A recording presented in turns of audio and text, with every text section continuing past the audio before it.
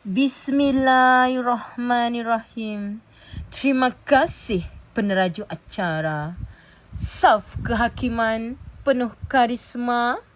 Seterusnya hadirin hadirat yang mulia. Assalamualaikum warahmatullahi wabarakatuh dan salam maju Johor.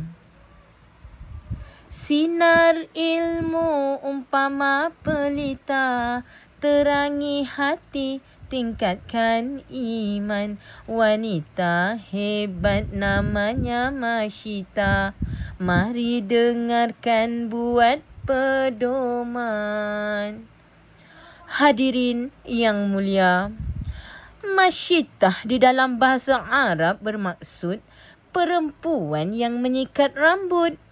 Masyitah adalah kata perbuatan dari masyata, yamshitu yang bermaksud menyikat.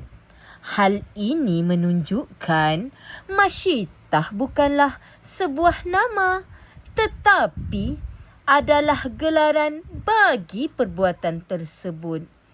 Masyitah juga dikenali sebagai tukang sikat rambut anak-anak Fir'aun. Siapa yang tidak kenal dengan Fir'aun? Raja Mesir yang zalim, kejam dan mengaku dirinya Tuhan. Namun, tatkala orang sekeliling memperakui Fir'aun sebagai Tuhan, Masyitah pula teguh beriman kepada Allah. Tetapi Masyitah telah merahsiakan keimanannya. Suatu hari, ketika Masyitah sedang menyisir rambut anak Fir'aun, tiba-tiba sikat yang dipegangnya terjatuh. Lantas secara spontan beliau menyebut Allah.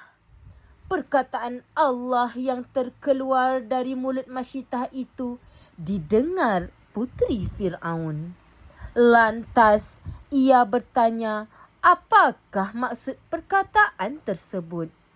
Beliau menyatakan dengan tenang, Allah adalah Tuhanku dan Tuhan sekalian alam. Alangkah terkejutnya puteri Fir'aun dengan penjelasan Masyitah. Tidak disangkanya ada lagi Tuhan selain daripada Fir'aun.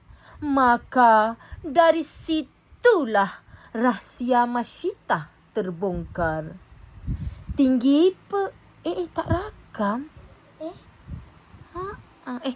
Tinggi pekerti, darjat mulia, kekuatan iman, tunggak utama. Tidak terhakis iman di dada, walaupun nyawa menjadi taruhan.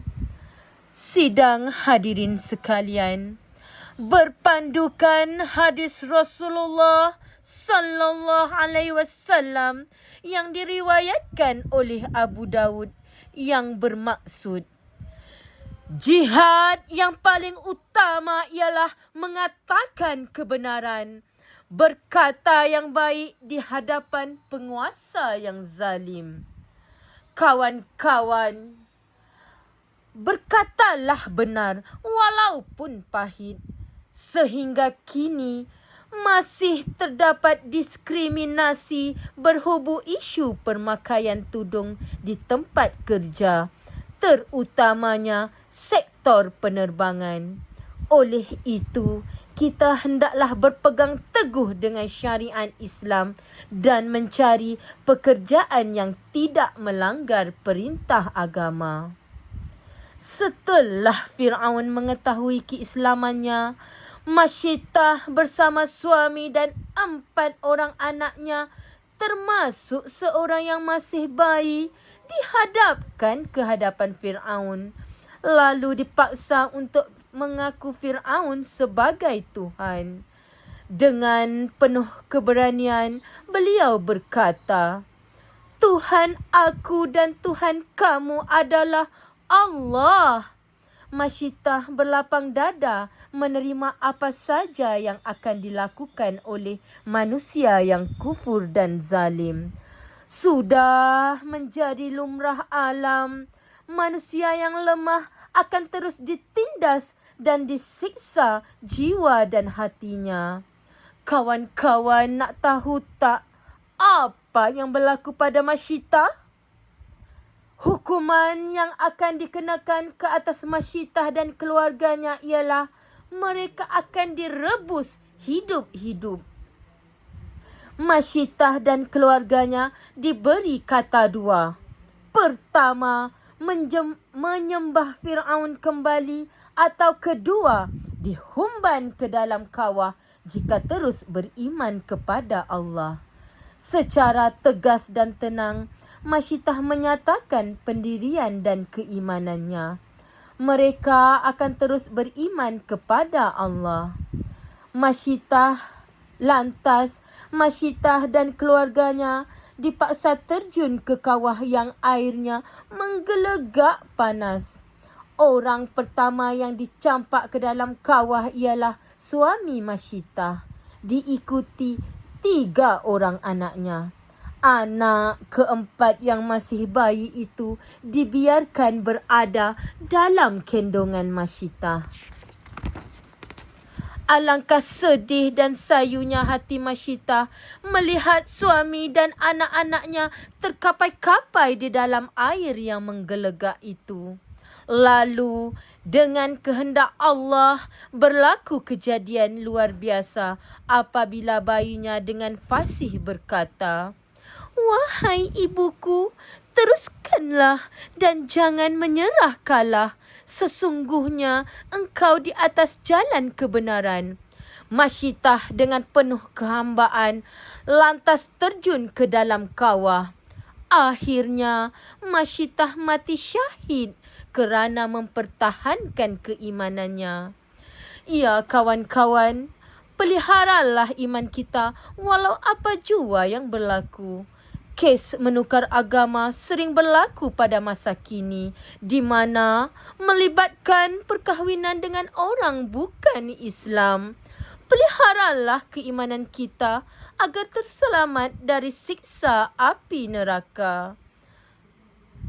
Dalam perjalanan Isra' dan Mi'raj, Rasulullah SAW telah melewati satu kawasan yang berbau sungguh harum dengan bau-bauan kasturi.